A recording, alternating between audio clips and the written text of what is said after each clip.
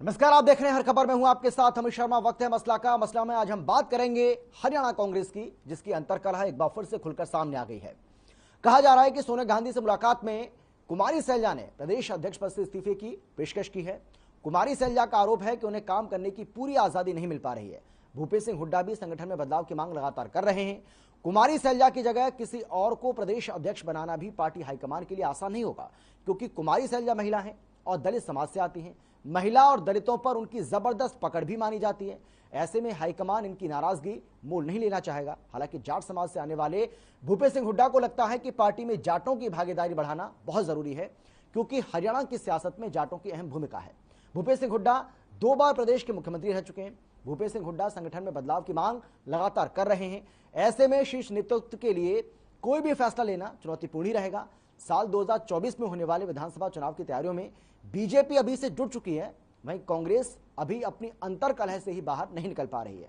कांग्रेस जितना जल्दी इससे बाहर निकल जाए उसके लिए उतना ही बेहतर होगा। आज इसी को लेकर हम चर्चा करेंगे, लेकिन पहले देखिए ये रिपोर्ट।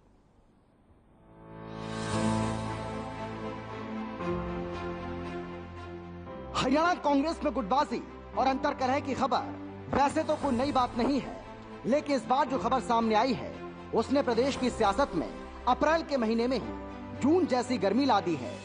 दरअसल खबर ये आ रही है कि कांग्रेस की राष्ट्रीय अध्यक्ष सोनिया गांधी के साथ मुलाकात में हरियाणा कांग्रेस के अध्यक्ष कुमारी सैलजा ने इस्तीफे की पेशकश की है। कहा जा रहा है कि कुमारी सैलजा इस बात से नाराज है कि उन्हें काम करने की पूरी आजादी नहीं मिल पा रही है। 2 साल में वो ठीक से संगठन भी खड़ा नहीं कर पाई। हालांकि कांग्रेस नेताओं की ओर से इस्तीफे की पेशकश की खबरों का खंडन किया जा रहा है। यहाँ पर एक और सवाल है मेरा आपसे। जिस तरह से लगातार अगर हम सत्ता पक्ष की बात कर ले तो सत्ता पक्ष का कहना है कि कुमारी सैलजा को और आपको एक साथ कभी मंच पर नहीं देखा गया है, और वहीं जैसे कि अभी सूत्रों के हवाले से खबर भी आ रही है कि जो कुमारी सैलजा है वो अपना इस्तीफा पेश कर सकती हैं सोनिया गांधी से मिलकर। क्या कहेंगे? नहीं, ऐसी कोई बात नहीं है। मेरा कोई कुमारी सैलजा हो या और कोई भी कांग्रेस नेता हो, किसी से मेरा विरोध नहीं है। कई दफा हर जगह मंच पे तो कोई इकट्ठे होते नहीं है, जहाँ होना पड़ता है वहाँ होते हैं, जहाँ होना चाहिए। तो कोई बाकी इस्तीफे की बात में वो मेरे इल्म में कुछ। जिस तरह से सर अभी जैसे कि हम देखें कि कांग्रेस के अंदर कई बार खबरें आ चुकी हैं कि आपसी मतभेद कांग्रेस पार्टी के अंदर चल रहा है, क्या सच्चाई है इस चीज में? ये तो आपकी है खबरें, आपकी बनाई हुई खबरें, और कुछ काम नहीं हो तो आपको यही खबरें बनाओगे। कोई मतभेद नहीं है। वहीं कांग्रेस के राजनीतिक विरोधियों को निशाना साधने का बैठे बिठाए एक मुद्दा मिल गया है। सुनिए कैसे एक तीर से कई निशाने साधे जा रहे हैं। इस सारी दुनिया में हलचल मची हुई है, तो कोई ऐसा देश नहीं जो प्रभावित ना हो। लेकिन इस संकट के समय में जो हमारा मजबूत नेतृत्व नरेंद्र मोदी जी के रूप में उभर के आया है, सारी दुनिया भारत की तरफ देख रही है। और हमने अपने देश के हित के लिए जो अपनी नीति अपनाई है, ना हम अमेरिका के साथ है, ना हम रूस के साथ हैं, हम सिद्धांत के साथ हैं। और इस संकट के समय में जो सारी दुनिया में तहलका मचा हुआ था कोविड-19 की वजह से, फ्री वैक्सीन लगाई हमने। प्राइम मिनिस्टर मनमोहन सिंह जी की फाइल वो आपके अहमद पटेल निकलवा रहे हैं। फैसले सोनिया गांधी, प्रियंका गांधी और राहुल गांधी घर में बैठ के कर रहे हैं, तो कांग्रेस बंटाधार होगी। सैलजा ने जब से कांग्रेस संभाली, जीरो होगी, कांग्रेस खत्म हो रही है, कांग्रेस कहीं है ही नहीं। सर आपने बयान, अब ये सच है या झूठ, ये तो आने वाले वक्त में ही पता चलेगा। लेकिन कुमारी सैलजा की जगह किसी और को प्रदेश अध्यक्ष बनाना भी पार्टी हाईकमान के लिए आसान नहीं होगा, क्योंकि कुमारी सैलजा महिला है और दलित समाज से आती है। महिला और दलितों पर उनकी जबरदस्त पकड़ भी मानी जाती है। ऐसे में हाईकमान इनकी नाराजगी मोल नहीं लेना चाहेगा। हालांकि जाट समाज से आने वाले भूपेश सिंह हुड्डा को लगता है कि पार्टी में जाटों की भागीदारी बढ़ाना बहुत जरूरी है, क्योंकि हरियाणा की सियासत में जाटों की अहम भूमिका है। भूपेश सिंह हुड्डा 2 बार प्रदेश के मुख्यमंत्री रह चुके हैं। भूपेश सिंह हुड्डा संगठन में बदलाव की मांग लगातार कर रहे हैं। ऐसे में शीर्ष नेतृत्व के लिए कोई भी फैसला लेना चुनौतीपूर्ण ही रहेगा। साल 2024 में होने वाले विधानसभा चुनाव की तैयारियों में बीजेपी अभी से जुट गई है, वहीं कांग्रेस अभी अपनी अंतर्कलह से ही बाहर नहीं निकल पा रही है। कांग्रेस जितना जल्दी इससे बाहर निकल जाए उसके लिए उतना ही बेहतर। ब्यूरो रिपोर्ट, हर खबर।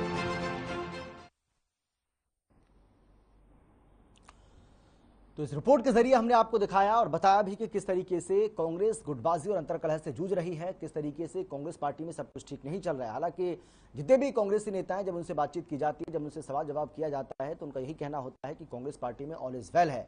लेकिन कहते हैं कि जब कोई खबर सामने आ रही है, और ये तो आपने सुना भी होगा कि बिना आग लगे कहीं से धुआं निकल जाए, ऐसा होता नहीं है। यानी कि आग कहीं ना कहीं लगी है और इसी वजह से धुआं निकल रहा है।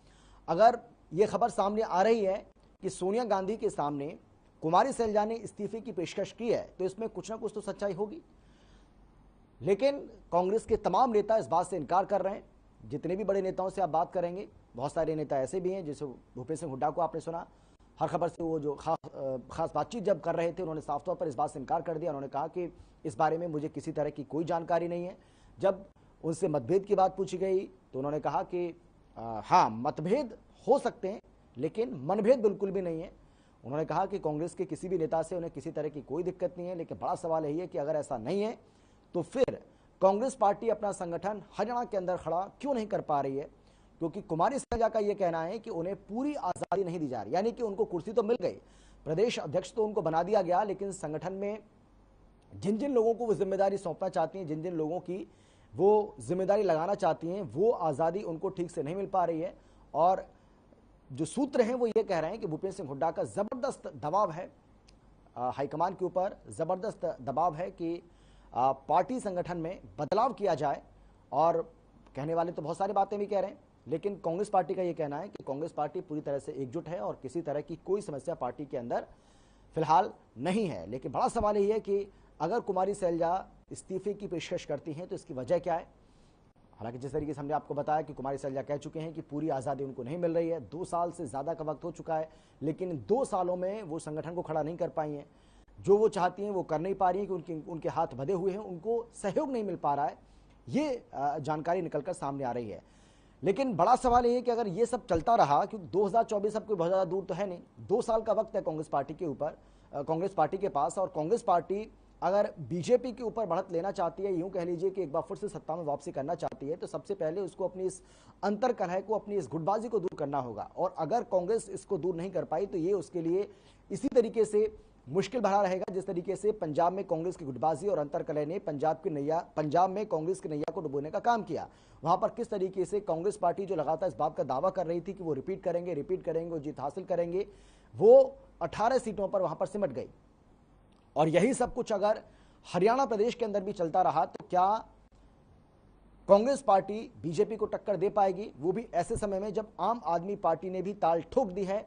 इनेलो पार्टी, हालांकि सिर्फ एक एमएलए है, लेकिन फिर भी इनेलो पार्टी का यह दावा है कि वो जबरदस्त तरीके से वापसी करेगी। इन सब के बीच कांग्रेस पार्टी में अगर ये सब इसी तरीके से चलता रहा तो क्या कांग्रेस पार्टी कमबैक कर पाएगी? ये अपने आप में एक बहुत बड़ा सवाल है।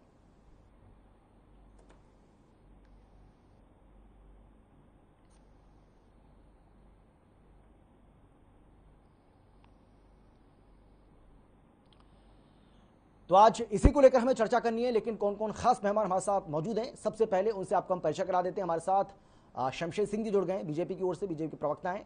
हमारे साथ आपसे कुछ ही देर के बाद सुरेश रोड जी जुड़ेंगे, कांग्रेस के प्रवक्ता हैं। और हमारे साथ अमित नेहरा जी जुड़ गए हैं, जो कि पॉलिटिकल एक्सपर्ट हैं। अमित नेहरा जी, मैं सबसे पहले आप ही के पास आ जाता हूं, क्योंकि अगर कांग्रेस के प्रवक्ता होते तो ज़्यादा बेहतर रहता और मैं पहले सवाल उन्हीं से करता, लेकिन जैसे वो जुड़ेंगे उनसे भी हम सवाल जवाब का जो सिलसिला है उसको शुरू करेंगे। लेकिन मैं आपसे ये जानना चाहूँगा सर, बार बार जब कांग्रेस पार्टी में गुटबाजी की, अंतरकलह की बात की जाती है तो कांग्रेस पार्टी की ओर से तमाम जो बड़े नेता हैं वो इसको दरकिनार कर देते हैं, वो इससे इनकार करते रहते हैं। लेकिन भाई कहते हैं कि बिना आग के कहीं धुआं निकलता हमने देखा नहीं है, यानी कि आग लगी है तभी धुआं निकल रहा है। अब इस्तीफे की पेशकश की है या नहीं की है ये तो वक्त बताएगा, लेकिन ये खबरें सामने आ रही हैं, कांग्रेस पार्टी इसको नकार रही है। आप कैसे देख रहे हैं?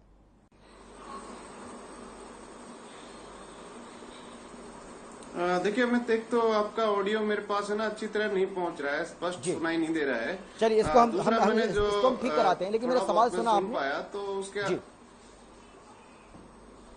जी हाँ, वो थोड़ा सा मैंने सुना। देखिए बात आपकी सही है, कुछ दिन से चर्चा चल रही है कि हरियाणा में जो कांग्रेस का प्रदेशाध्यक्ष है उस पे मंथन हो रहा है, उस पे खींचतान हो रही है कि बदला जाए, एक धड़ा कह रहा बदला जाए, दूसरा कह रहा यही रहने दिया जाए। तो ये चर्चा तो चली हुई है 15-20 दिन से, इसमें कोई दो राय नहीं है और दोनों खेमों से खबरें आ रही है बाहर। अब बात ये है कि जो पैकेज में सुन रहा था कि बदलना मुश्किल होगा प्रदेशाध्यक्ष को, तो मुझे नहीं लगता कि कोई मुश्किल है आलाकमान के लिए, किसी भी आलाकमान के लिए, चाहे बीजेपी क्यों ना हो, चाहे कांग्रेस क्यों ना हो। आलाकमान तो आलाकमान होती है, उसका निर्देश जो आदेश होता है वो तो शिरोधार्य होता है, ठीक है ना। तो इसमें तो क्या है कि उन्होंने आदेश देना, आपने देखा होगा अशोक तंवर को एकदम हटा दिया था, क्या कर पाए उस आदेश का, ठीक है ना, कुछ भी नहीं कर पाए, क्या प्रतिरोध हुआ। अब देखना ये होगा कि क्या जो वर्तमान प्रदेशाध्यक्ष हैं कुमारी शैलजा, तो उन्होंने पिछले मेरे ख्याल से ये 2019 में बनी थी, 2022 आगे 3 साल मोटा मोटी आप लगा लीजिए, 3 साल में इन्होंने संगठन के लिए क्या किया, इस पे विचार विमर्श किया जाना चाहिए, ठीक है ना। क्या ये जिला स्तर पर, ब्लॉक स्तर पर कांग्रेस की समितियां बना पाई, इस पे विचार विमर्श किया जाना चाहिए। बहुत सारे सवाल हैं जिसपे चर्चा बनती है। और देखिए ये तो पार्टी की अपनी रणनीति होती है, इनको कंटिन्यू करे, इनको हटाए, उससे हमें लेना देना नहीं है। हम तो उनके कार्यों की समीक्षा कर सकते हैं जी। जो सुनने में आया है, मेरे संज्ञान में जो आया है, चर्चा इस पे चली है पिछले 3-4 दिन से कि कांग्रेस के काफी सारे नेता आम आदमी पार्टी की तरफ आकर्षित हो रहे हैं और जो वर्तमान प्रदेशाध्यक्ष है उस पलायन को रोकने में नाकामयाब रही हैं। जो एक बड़ा नाम सामने आ रहा है आज के दिन, वो निर्मल सिंह का है, जो अम्बाला से। तो निर्मल सिंह का जाना, उनकी जो बेटी है चित्रा सरावरा का जाना आम आदमी पार्टी की तरफ, तो एक बड़ा झटका है। और सबसे बड़ी बात ये है कि वो खुद जो दोनों नेता हैं वो कुमारी शैलजा की जो परंपरागत सीट है, लोकसभा सीट, उससे आते हैं, तो वहां भी नाकामयाब रहना, तो सवाल बहुत सारे हैं। अब तो ये कांग्रेस पार्टी पे डिपेंड करता है कि वो कैसे कंटिन्यू करेगी, क्या इन्हीं को निर्देश देगी कि आप थोड़ा सा और मेहनत करो, क्या हटाएगी, तो ये तो समय बताएगा। अब चर्चा तो ये भी चल रही है कि जुलाई में कुछ राज्यसभा की सीटें खाली होनी है, तो उस पे कौन बनेगा, इस पे भी खींचतान है कांग्रेस में कि किसको भेजा जाए, किसको ना भेजा जाए जी। तो इस तरह की बहुत सारी चर्चाएं हैं। फिलहाल हम उस पे ज्यादा हम चर्चा तो नहीं कर सकते कि क्या इसमें हकीकत है, लेकिन जो जहाँ पे धुआं होता है तो कहीं ना कहीं थोड़ी बहुत आग तो होती है। हाँ, बिल्कुल बिल्कुल सही बात है, इस बात का जिक्र मैं कर भी चुका हूँ। लेकिन अमित जी, मैं इसलिए ये आपसे कह रहा था, आपने सुना भी होगा, हमने ये जो आपने देखा, जो स्टोरी हमने चलाई, जो पैकेज हमने चलाया, उसमें इस बात का जिक्र इसलिए भी किया गया है क्योंकि देखिए 19% दलित आबादी है हरियाणा के अंदर, और ये कोई बहुत कम तो इसको आंका नहीं जाएगा, ना इसको कम माना जाएगा। और इसमें यह कहा जाता है कि कुमारी शैलजा की इस पर जबरदस्त पकड़ है। आप बेहतर तरीके से बता पाएंगे क्योंकि आप पॉलिटिकल एक्सपर्ट हैं, आप हरियाणा को बेहतर तरीके से समझते भी हैं, तो इसीलिए मैं ये कह रहा था कि कहीं ना कहीं इतना आसान भी नहीं रहने वाला है ये पार्टी हाईकमान के लिए कि भाई कुमारी शैलजा को अचानक से साइडलाइन कर दिया जाए।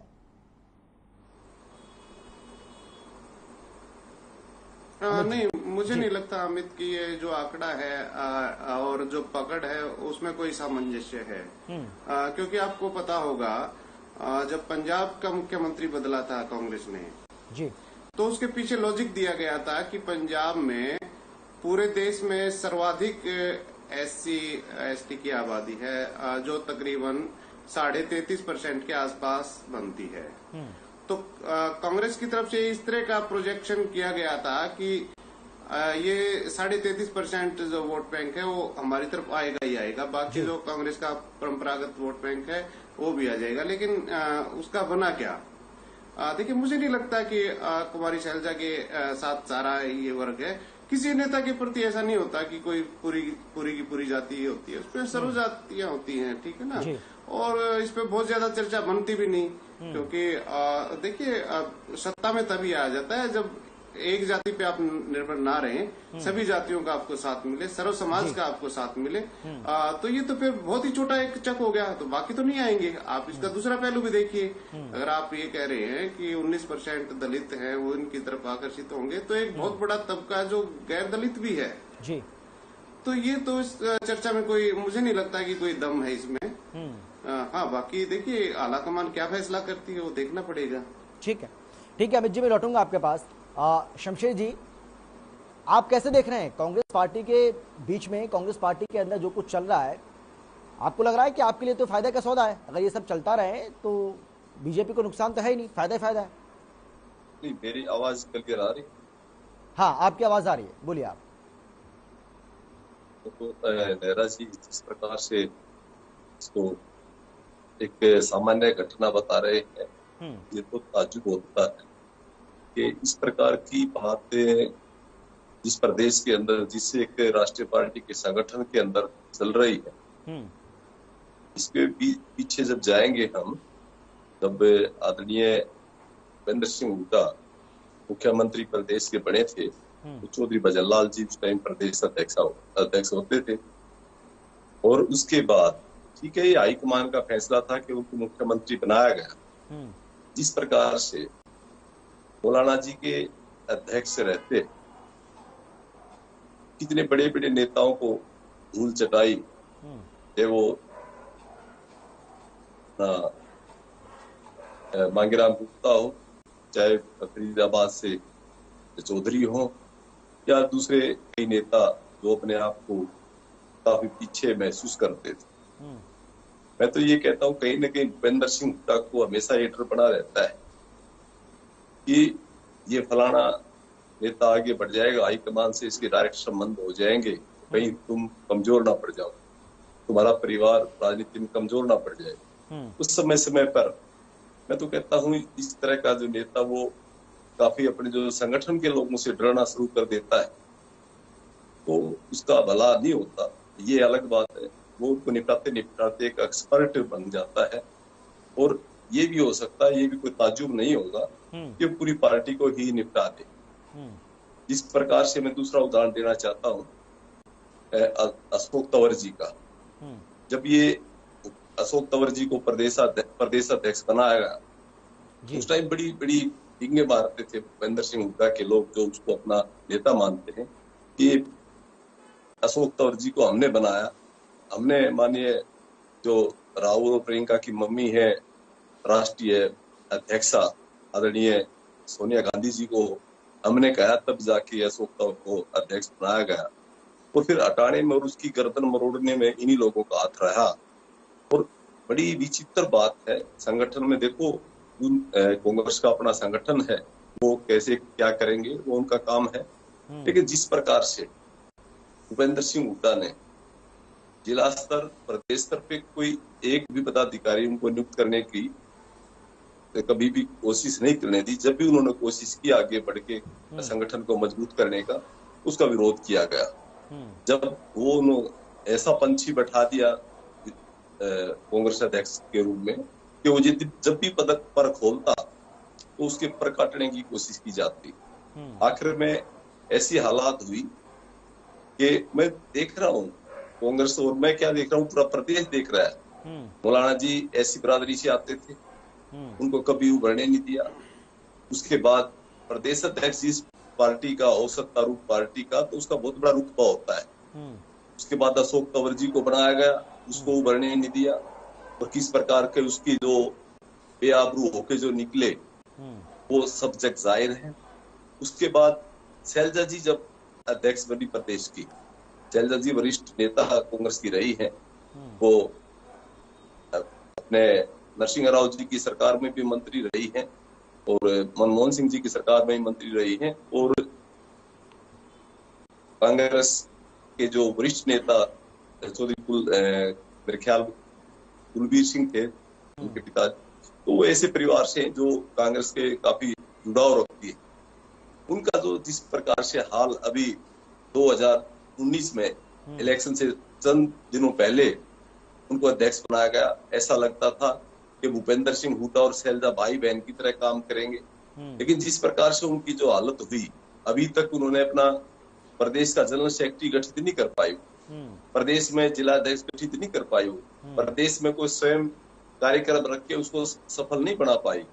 और जिस प्रकार से अभी लेटेस्ट जो चंडीगढ़ में जो कार्यक्रम किया था उन्होंने, जिसमें मात्र आधा दर्जन विधायक पहुंचे, 2 दर्जन विधायक ठीक है। पहुंचे नहीं। शमशेर जी, मैं लौटूंगा आपके पास। हमारे साथ सुरेश रोड जी भी जुड़ गए, कांग्रेस के नेता हैं, कांग्रेस के प्रवक्ता। रोड साहब, मेरी बात पूरी करने दीजिए। हाँ, नहीं, बात आप पूरी करना सर। साफ उन्होंने चलिए बोलिए आप, अपनी 10 सेकंड और आपके पास, बोलिए। हाँ, जब एक प्रदेश अध्यक्ष अपने अनुसार एक कार्यक्रम भी नहीं कर सकता तो क्या करेगा? उसका फिर लास्ट में यही फैसला रहता है कि हाईकमान को जाकर अपना इस्तीफा सौंप दे। और रही बात कांग्रेस के जो हमारे प्रभारी, हमारे प्रदेश के जो प्रभारी हैं बंसल जी, उन्होंने कहा भाई ऐसी कुछ बात नहीं है। ये आपकी बात सही है, नेहरा जी ने भी कही, जब एक कहीं आग लगती है तो धुआं तो उठता ही है। अब या तो शैलजा जी ये कहें कि उन्होंने इस्तीफा नहीं दिया, या भूपेंद्र सिंह हुड्डा कहे तो उन्होंने इस्तीफा नहीं दिया, प्रभारी के कहने से क्या होता है? ये एक सच्चाई है, कांग्रेस की बुरी दशा है। हुड्डा साहब तो कह रहे हैं कि मुझे कोई जानकारी नहीं है। हुड्डा साहब तो कह रहे हैं, उनसे बातचीत की है आज हमने, उनका ये कहना है कि हाँ, उनका ये कहना है कि इस बारे में मुझे कोई जानकारी नहीं है। जानकारी कहना एक अलग बात है, ये कहना कि उन्होंने नहीं दिया ये अलग बात। ठीक है, ठीक है डॉक्टर साहब, ये सब क्या हो रहा है? लेकिन हम सबसे पहले आपसे यही जानना चाहेंगे, ये जो इस्तीफे की पेशकश की जो बात की जा रही है कि भाई सोनिया गांधी के सामने उन्होंने अपने इस्तीफे की बात कही है, इसमें कितनी सच्चाई है? देखिए, पार्टी के तौर पर इस बात की पुष्टि तो अभी नहीं हो सकती, और आपके मीडिया ने भी अपने अपने लेवल पर अपने सोर्सेज से जो आपके सूत्र होते हैं कोशिश की होगी जी। तो हम पार्टी की तरफ से तो यही कहेंगे कि अभी तक इस्तीफे की पुष्टि नहीं है हमारी आदरणीय अध्यक्षा कुमारी शैलजा जी की। और मीडिया से, सोशल मीडिया से जैसे एक प्रदेश भर में चर्चा है कि उन्होंने अपना इस्तीफा हाईकमान को भेजा है जी। तो हम पार्टी वाले लोगों को भी लगभग इस विषय में इतना ही अपडेट है। रही बात दूसरी, आपने खुद कहा है, अभी मैं जैसे सुन पा रहा था कि चौधरी भूपेंद्र सिंह हुड्डा जी से आपने बात की, उन्होंने भी इस बात से अनभिज्ञता जताई कि अभी शायद उनको भी इस बारे में कोई मालूम नहीं है। और दूसरी बात, मैं दूसरे साथी को भी सुन पा रहा था अभी, वो कह रहे थे कि शैलजा जी के साथ क्या किया। शैलजा जी को हरियाणा कांग्रेस के अध्यक्ष या केंद्र में मंत्री जैसे बनाए थे मेरे पहले, तो वो कांग्रेस पार्टी ने ही बनाया था। बीजेपी ने उनको कभी ना तो केंद्र में मंत्री बनाया और ना ही प्रदेश के अध्यक्ष बनाया। और इस पार्टी में, हमारी कांग्रेस में लोकतंत्र है, 3 साल का जो समय होता है वो भी हमारी का लगभग पूरा होने वाला है। और हमारी पार्टी में राष्ट्रीय स्तर है, अंतिम चरण में है। आप देखेंगे कि बहुत जल्द हम AICC यानी ऑल इंडिया कांग्रेस कमेटी, भारतीय राष्ट्रीय कांग्रेस के अध्यक्ष के पद के ऊपर से राहुल गांधी जी विराजमान होने जा रहे हैं। तो गतिविधि के लिए, उस कार्य प्रणाली के लिए बूथ स्तर से लेके और AICC, लेकिन रोड साहब ये कहा जा रहा है कि उनके ऊपर जबरदस्त दबाव है, उनके ऊपर जबरदस्त दबाव है और उनको काम नहीं करने दिया जा रहा है। ऐसी भी जानकारी मिल रही है सूत्रों के हवाले से कि उनका ये आरोप है कि उनको काम नहीं करने दिया जा रहा है, उनके ऊपर जबरदस्त दबाव है। देखिए, मैं आपके चैनल की इस बात से, ईमानदारी से, मैं कोई, हम बीजेपी के लोगों की तरह रटी रटाई बात या कोई ऊपर से लिखवा के नहीं लाते।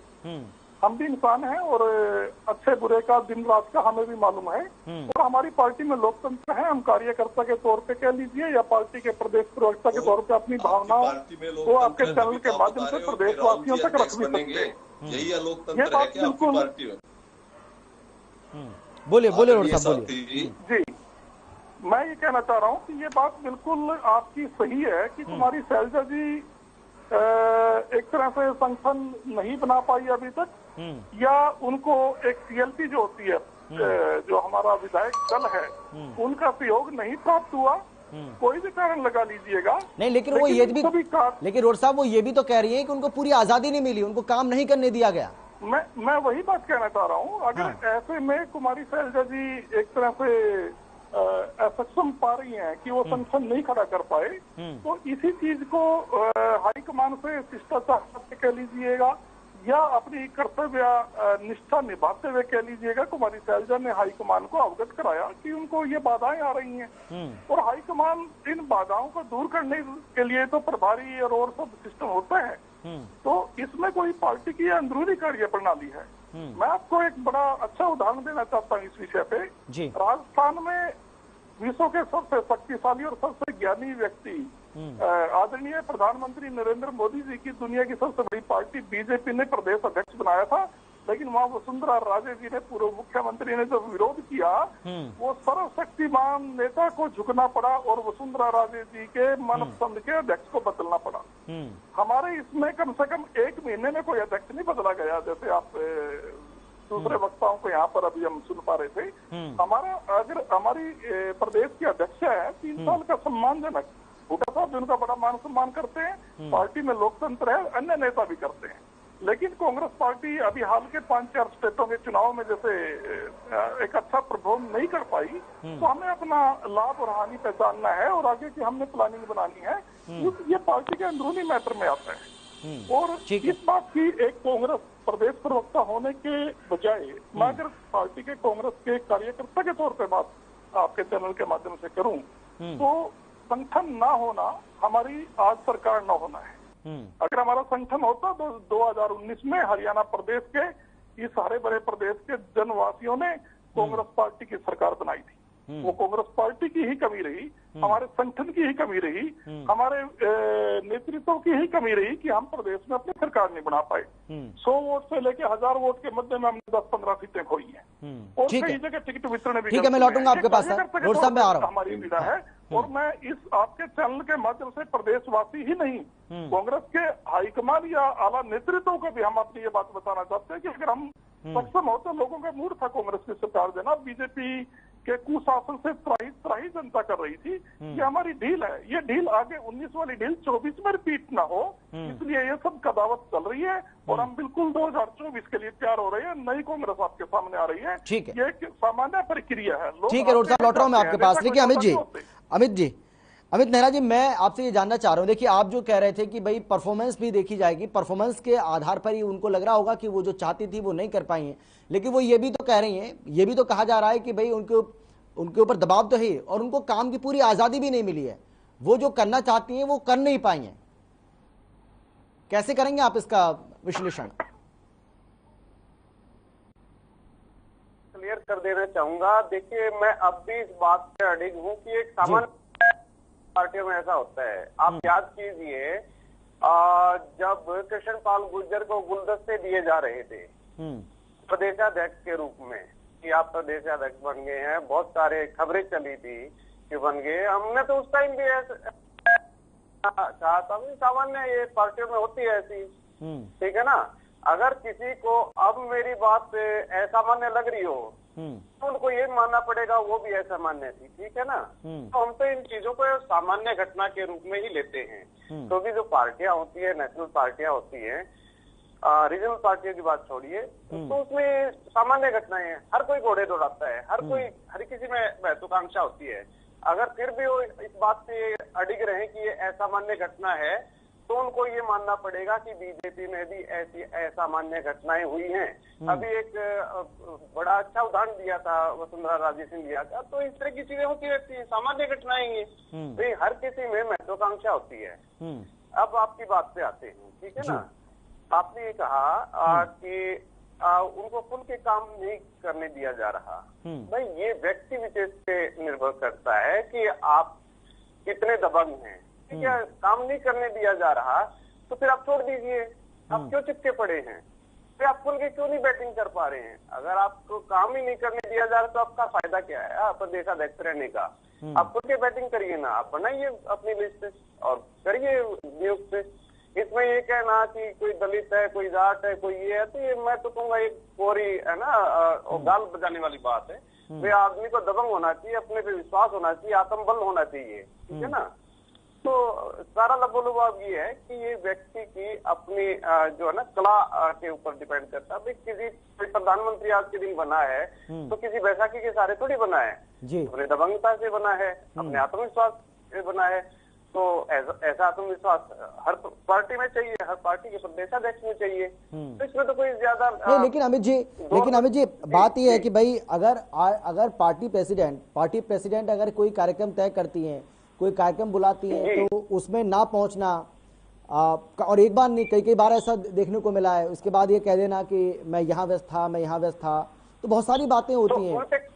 और अगर हुड्डा साहब कोई कार्यक्रम करते हैं, आपको याद होगा वो विपक्ष आपके समक्ष वो कार्यक्रम चला रहे हैं, उसके बारे में ये कह दिया गया दूसरी साइड से कि मुझे कोई जानकारी नहीं है कि कांग्रेस पार्टी का ऐसा कोई प्रोग्राम भी है। ये कांग्रेस पार्टी का कोई प्रोग्राम नहीं है, बल्कि ये व्यक्तिगत प्रोग्राम है। तो जब अगर दोनों साइड से ऐसी बयानबाजी होगी, ऐसी चीजें होंगी, तो फिर ये लगेगा ही ना कि परफॉर्मेंस वाली बात कोई नहीं है। बात यह है कि आपस में बन नहीं रही। देखो ऐसा है अमित, दो तरीके होते हैं संगठन को चलाने के। या तो आप पूरी दबंगता से संगठन चलाएं, ठीक है ना।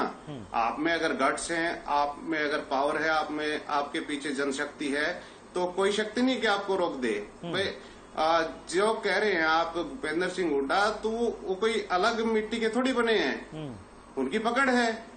इस तरह अपने दबंगता दिखा रहे हैं। भाई अगर मान लिया अनुशासनहीनता कर रहे हैं, तो प्रदेशाध्यक्ष के पास क्या पावर नहीं है क्या उनके खिलाफ अनुशासनहीनता के खिलाफ में शो कॉज नोटिस देने की? आला कमान से मिले, बताएं सारी बात। लेकिन अगर मान लिया इस तरह आप सक्सेसफुल नहीं हो रहे हैं, आपकी नहीं चल रही है, तो दूसरा सिद्धांत ये कहता है, जो प्रैक्टिकल में बता रहा हूँ, कि आप उस व्यक्ति के साथ हाथ मिला लें। भाई ठीक है, दोनों मिलके चलें। भाई इसमें क्या है, नुकसान किसका है? नुकसान कमजोर का ही होगा ना। भाई आप प्रदेशाध्यक्ष नहीं, तो क्या आप ये कह रहे हैं अमित जी, क्या आप अमित जी ये कह रहे हैं कि ये नाक की लड़ाई बन गई है? क्या आप ये कह रहे हैं कि ये नाक की लड़ाई बन गई है? अमित जी, आप भूपेंद्र सिंह हुड्डा का गुणगान कर रहे हो। मैं आ रहा हूँ शमशेर जी, मैं किसी का गुणगान नहीं कर रहा हूँ। शमशेर जी, मैं किसी का गुणगान करने, मैं यहाँ किसी का गुणगान करने नहीं बैठा। मैं तो जो बातें हो रही हैं, जो सियासी गलियारे में चर्चा है, मैं उसकी बात कर रहा हूँ। मैं किसी की तारीफ और किसी की बुराई करने नहीं बैठा हूँ सर, और ना ही मुझे ये अधिकार है, और ना मैं कर रहा हूँ। अमित जी, पहले अमित जी को सुन लेते हैं सर, उसके बाद मैं आ रहा हूँ आपके पास। शमशेर जी, मैं पूरी बात सुनूंगा आपकी। एक बार नेहरा जी अपनी पूरी बात कर लें, उसके बाद मैं आ रहा हूँ। क्या बात करते हो जी, मैंने दो ही बात की है। भाई ऐसे में क्या होता है कि दो ही रास्ते होते हैं। या तो आप अपनी दबंगता दिखाएं, आप अपने हिसाब से बीजेपी के संगठन की बात कर रहे हो, कांग्रेस के संगठन से जो पिछले 15 साल से जो आपने डिसीजन पाए, उनसे हमारा, अगर आपसे ऐसा नहीं हो रहा है, क्या तो आप जो प्रभावशाली गुट है उसके साथ बोले, भाई उसके साथ मिलके आप क्या आगे बढ़ाएं। आप दबंगता की बात करते हो, साथ मिलके काम करने में संगठन का अध्यक्ष दबंग होना जरूरी है क्या? सुन के, ठीक है ना। और दूसरे बताइए, दबंग होना जरूरी है क्या किसी संगठन का? चलिए ठीक है, नेहरा जी मैं लौटूंगा आपके पास। शमशेर जी को सुन लेते हैं। हाँ शमशेर जी बोलिए, अब बोलिए अब आपकी बारी है, क्या कह रहे थे आप? हाँ, विश्लेषक को ईमानदार होना चाहिए। ये एक पार्टी विशेष का, एक व्यक्ति विशेष की बात नहीं करनी चाहिए विश्लेषक को। कौन? अच्छा नेहरा जी से आप नाराज हैं, मुझे लग रहा है उनकी बात से नाराज हैं आप। नहीं, ये कोई तरीका थोड़ी है विश्लेषक का कि वो एक भूपेंद्र सिंह हुड्डा का गुणगान करें, कहे वो दबंग है, वो कमजोर है, कमजोर को हाथ में ले लेना चाहिए। तो इसका मतलब दबंग आदमी अध्यक्ष बनेगा क्या? संगठन में सबको मौका मिलना चाहिए। कोई भी कार्यकर्ता है, संगठन उसी का नाम है, लोकतंत्र उसी का नाम है। कमजोर से कमजोर आदमी उसके पार्टी का संगठन में काम करे। क्या दबंगता की बात करते हो? दबंग आदमी रहेगा क्या? इस कमजोर का कभी साथ नहीं मिलेगा क्या? कमजोर की वोट चाहिए आपको उसका नेतृत्व होनी चाहिए। नहीं, सवाल तो वाजिब है। अगर नेहरा जी, अगर आप देखें तो शमशेर जी जो बात कर रहे हैं, बात में उनके दम तो नजर आता है। भाई कमजोर, अगर मान के चलो कोई कमजोर है भी, तो आप क्या उसको दबाने की कोशिश करेंगे? और ये सिलसिला लगातार चलता आ रहा है। बिल्कुल सही बताया शमशेर जी, बता रहे हैं कि फूलचंद मुलाना से लेकर के अशोक तंवर, और अशोक तंवर से लेकर अब कुमारी सैलजा को देखिए। आप एक कमजोर तबके के लोगों को नेतृत्व दे देते हो, उसको काम करने नहीं देते। तो ये किस प्रकार की विडंबना है? आप दबंग हो तो इसका मतलब ये थोड़ा कि कमजोर लोगों को काम करने नहीं दोगे। अपने दिखाएं, अपने साथ विधायक लेके, थोड़ी कह रही है कि आप अपने साथ विधायक रखो। विधायक के साथ आएंगे आप पे नेहरा जी, आपको पता हो तो तंवर जी ने पार्टी छोड़ी, क्यों नहीं दे रहे हैं? एक प्रदेश अध्यक्ष नेहरा जी मेरी बात सुन लीजिए। आप विश्लेषण एक बार पूरी बात सुन के करिए, पहले विश्लेषण करने की छूट नहीं है। आप दोनों की बातें सुन के कोई मेरी एक बात का आप एक तरफ, आप कांग्रेस के प्रवक्ता बन के मत आइए। आप विश्लेषक बन के आए तो विश्लेषण जैसी बात करिए। इनको चुप कराइए। आप प्रवक्ता बन के मत आइए। आपकी ड्यूटी इनको चुप कराएं। चलिए ठीक है, मैं लौट रहा हूँ आप दोनों के पास। मैं आप दोनों के पास लौट रहा हूँ। रोड साहब आवाज आ रही है आपको मेरी? मैं आ रहा हूँ आप दोनों के पास। रोड साहब आवाज आ रही है आपको मेरी? आवाज आ रही है जी। मेरी बात का जवाब दे। 100% नोटिस क्यों नहीं दे रहे हैं आप? 100% नोटिस, एक बात बताइए, आप इस प्रकार की बातें करते हो, संगठन का कोई ये सिस्टम होता है क्या? संगठन में जब पार्टी का संगठन होता है तो पार्टी के अध्यक्ष की चलती है। ठीक है, पार्टी ठीक है। ऐसी रोड साहब, होती है। रोड साहब, मैं आ रहा हूँ शमशेर जी, आ रहा हूँ मैं, हो गई बात पार्टी आपकी पूरी, मैं आ रहा हूँ। सारी पावर है, आप क्यों नहीं पावर एक्सरसाइज कर रहे हैं? ठीक है नेहरा जी, नेहरा जी जब आपकी बारी आएगी, आपकी जब बारी आएगी, अगर उनको किसी बात से आपत्ति आपकी तो आप उसको स्पष्ट कर देना, आप उसको स्पष्ट कर देना सर, मैं आ रहा हूँ आपके पास। भूपेंद्र सिंह हुड्डा ऐसी कौन सी बात आदरणीय सोनिया जी के कान में कहते हैं कि वो अध्यक्ष भी उनकी पसंद का बना देती है, उस अध्यक्ष को काम भी नहीं करने देती, और जब उसकी बात भी नहीं सुनती, केवल केवल भूपेंद्र सिंह हुड्डा की सुनी जाती है, तो ये संगठन कहाँ है? ये तो एक परिवारवाद का मामला है। ऊपर प्रियंका गांधी और राहुल गांधी और उनकी मम्मी, ठीक है, और यहाँ देखिए रोड साहब सवाल ये है, रोड साहब सवाल ये है कि अगर मेरी आपको आवाज आ रही है परिवार का एक, तो भाई देखिए ये ऐसे तो काम चलेगा नहीं। अब 2024 में भी कोई बहुत ज्यादा समय बचा नहीं है, तो अगर आप आपस की लड़ाई में उलझे रहेंगे तो फिर बीजेपी से मुकाबला आप कैसे कर पाएंगे? बीजेपी जो अभी से अपनी तैयारी कर चुकी है सर, जानकारी तो ये मिल रही है कि लोकसभा चुनाव, विधानसभा चुनाव के लक्ष्य भी तय कर लिए गए। लोकसभा चुनाव के लिए मिशन 10 रखा गया है और विधानसभा चुनाव के लिए मिशन 70 रखा गया है, और आप अभी यही तय नहीं कर पाए कि भैया आपका प्रदेश अध्यक्ष कौन होगा, कुमारी सैलजा कंटिन्यू करेंगे या कोई और आएगा? जो उन्होंने राजस्थान का जो जिक्र किया, आ रहा हूँ शमशेर जी आप सुन लीजिए, अब सुन लीजिए, उनको सुन लीजिए, मैं आ रहा हूँ आपके पास जी। रोड साहब बोलिए।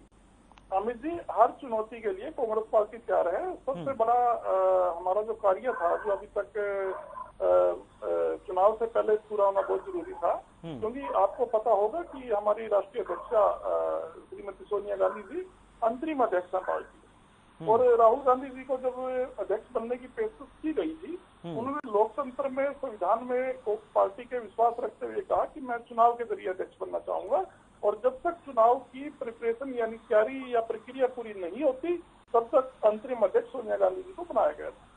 तो अभी अगस्त नहीं, मैं ये कह रहा हूँ रोड साहब, वो तो आपने सुना होगा कि बंद मुट्ठी लाख की और खुल गई तो खाक की, तो आपने सुना भी होगा, अक्सर लोगों को कहते सुना है मैंने। तो आपकी जो मुट्ठी है ये बंद कब होगी, मैं ये जानना चाह रहा हूँ, ये एकजुटता कब दिखेगी पार्टी के अंदर? कब तक आप खुली मुट्ठी की तरह इसी तरीके से बिखरे रहेंगे? ये कहीं ना कहीं पार्टी को नुकसान कर रहा है, और इसका खामियाजा आपने पंजाब में भुगता है।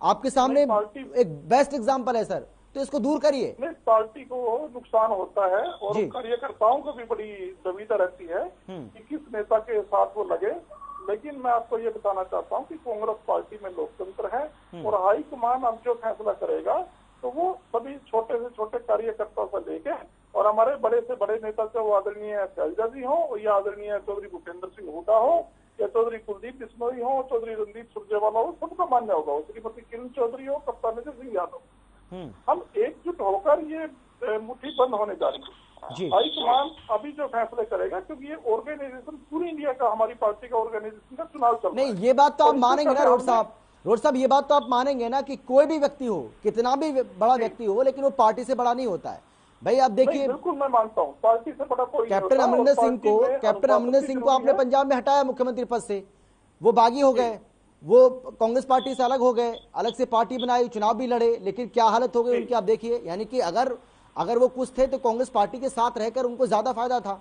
मुख्यमंत्री भी बने 2-2 बार, लेकिन कांग्रेस पार्टी से अलग होते ही उनकी क्या हालत हो गई। तो मैं यही जानना चाह रहा हूं सर, चाहे वो कुमारी सैलजा हो, भूपेश सिंह हुड्डा हो, किरण चौधरी हो, रणदीप सिंह सुरजेवाला हो, या आपके बाकी जो बड़े नेता हैं, मैं सबकी बात कर रहा हूं। आपको नहीं लगता है कि पार्टी से बड़ा कोई नहीं है? पार्टी सबसे बड़ी बड़ी है। अमित जी, हमारे हरियाणा कांग्रेस के सभी ये जो बड़े नेता जिनका हम जिक्र कर रहे हैं, कोई भी कैप्टन अमरिंदर सिंह की राह पे चलने वाले नहीं है। ये सारे कांग्रेस पार्टी में एकजुट हैं और एकता के साथ 2024 में प्रदेश में कांग्रेस की सरकार बनाएंगे। श्री राहुल गांधी जी हमारे आदरणीय नेता या श्रीमती प्रियंका गांधी जी हाईकमान किसी को भी चीफ मिनिस्टर बनाए, किसी को कोई बड़ा पद दे, वो एक अलग बात है, लेकिन पार्टी कार्यकर्ताओं से लेकर नेता तक, क्योंकि हमारे पार्टी के अंदर क्या है कि जो संविधान है पार्टी का, उसके अंदर आस्था है वर्कर। आप देखो, आजादी के समय से पार्टी ऐसी थोड़ी चले आ रही है, उतार चढ़ाव आते हैं, लेकिन फिर भी हमारी जो है हर बूथ पे वोट बैंक है, हर बूथ पे कार्यकर्ता है। अभी इतनी बुरी हालात नहीं है कि 1600 एमएलए लगभग पूरे कंट्री में अगर बीजेपी के है तो 750-800 कांग्रेस पार्टी के। ठीक है, उतार चढ़ाव कई बार चलते ठीक है, कई बार फैसले ठीक है। रोड साहब आ रहा हूं, शमशेर जी आप बोलिए, शमशेर जी बोलिए, बहुत देर से आप हाथ भी उठा रहे थे। Captain Ajay Singh Yadav, sorry captain Amarinder Singh का दबाव भी रहा है, कोई बीजेपी से भी कोई उन पे साठगांठ के आरोप थे। हाईकमान ने जो फैसला लिया सोच समझ के लिया। एक चुनाव पंजाब में हार भी गए, आने वाला चुनाव जीतेंगे, कोई इसमें बड़ी बात नहीं। ठीक है शमशेर जी। मैं आदरणीय साथी को बताना चाहता हूँ, जो लोकतंत्र की परिभाषा है, जो बार बार लोकतंत्र पार्टी में लोकतंत्र होने की बात कर रहे हैं, तो ये भी मालूम होना चाहिए कि पिछले जब सीताराम केसरी जी अध्यक्ष थे कांग्रेस के, उसके बाद घूम फिर के गांधी परिवार के कभी सोनिया जी, कभी राहुल जी, कभी आज हो सकता है प्रियंका जी बन जाए, तो घूम फिर के यही लोकतंत्र है क्या? और ये दूसरी बहुत बड़ी एक ऐसी बात कह रहे हैं मेरे आदरणीय साथी, उन्होंने कहा मैं लोकतंत्र तरीके से मैं अध्यक्ष बनना चाहता हूँ। तो ये भी कितनी विडंबना है कि ऐसा लोकतंत्र कांग्रेस में ही हो सकता है जिसका रिजल्ट पहले ही पता है कि लोकतंत्र तरीके से राहुल को अध्यक्ष बनाना है।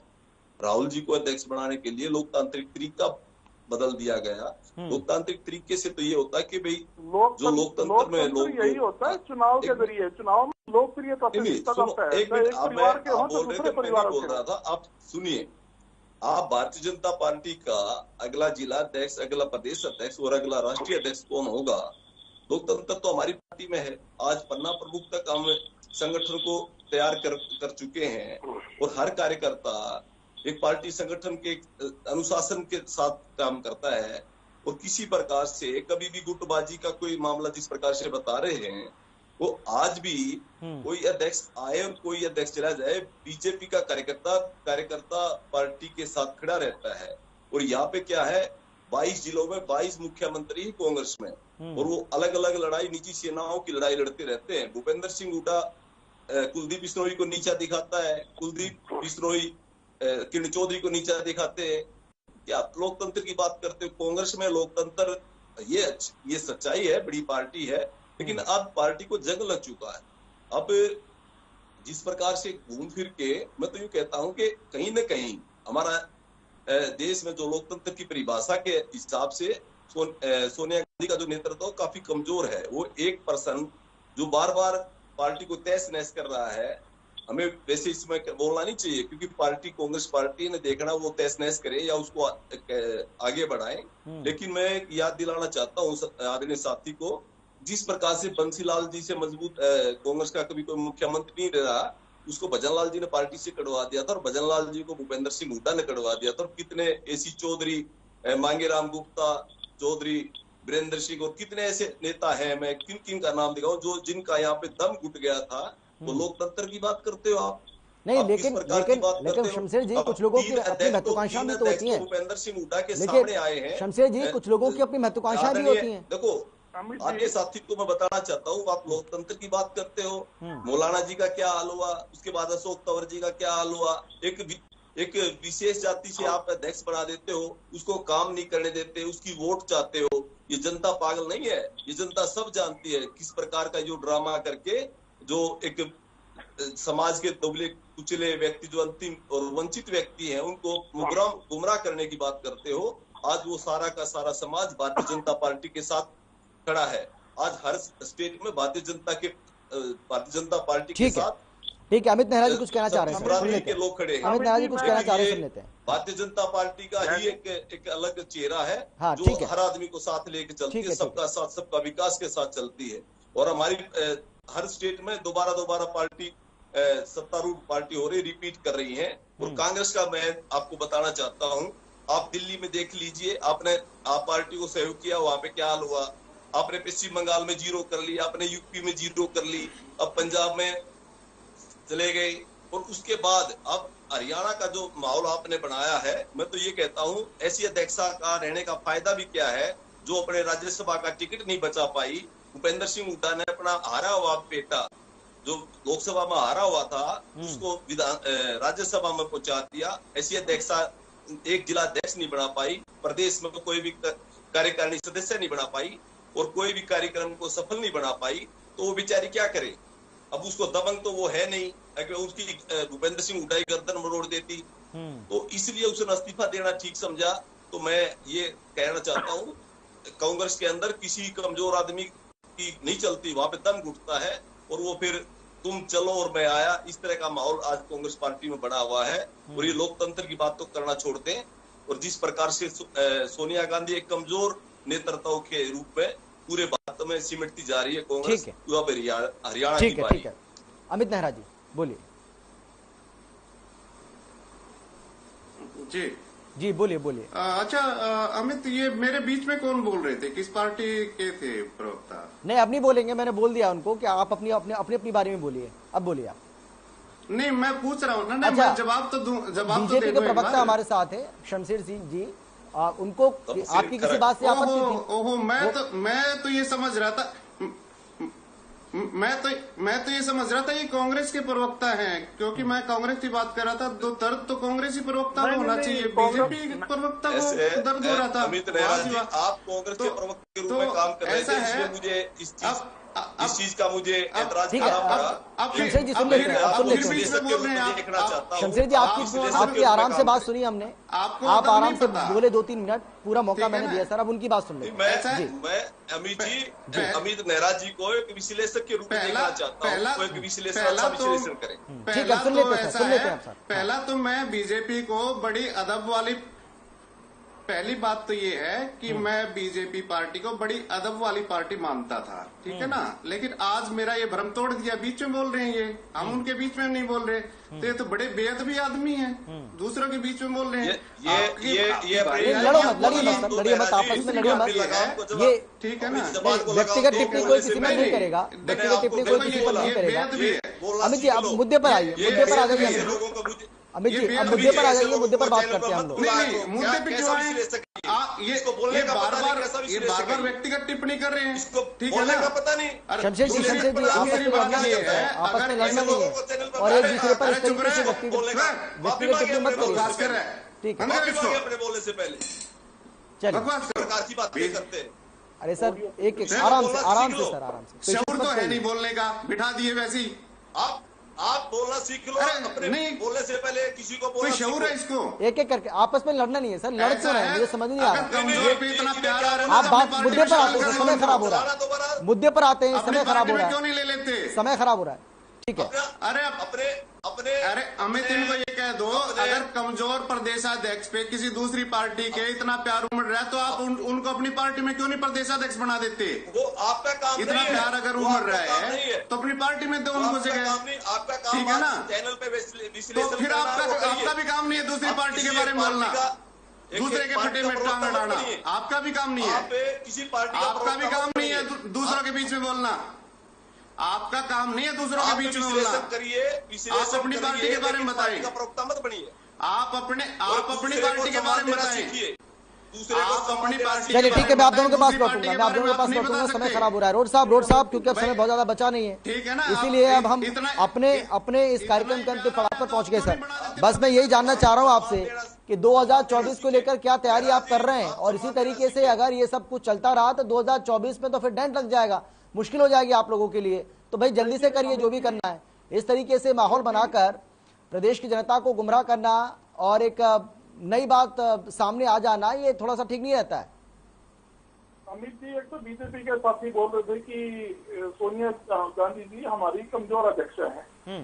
इस वीरांगना ने अटल बिहारी वाजपेयी को नाकद करने से बात कर रहे, 10 साल राज किया हो है, और ये तो कहते रहे कि किंग मेकर सोनिया गांधी है। आज ये कमजोर कह रहे हैं, आप नरेंद्र मोदी को तो पूछ लो क्या कहते हैं सोनिया गांधी जी के बारे में।